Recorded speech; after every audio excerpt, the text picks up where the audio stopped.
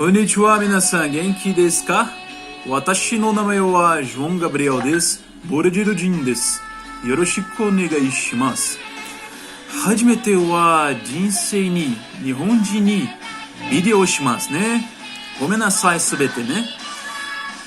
ここであなたを話すが欲しい。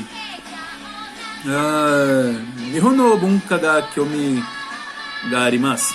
そして今からこのものを話す。ものが好きだよね。いつもの日本のアニメはどうやってナルトを見る？いつもの日本料理が好きだよ。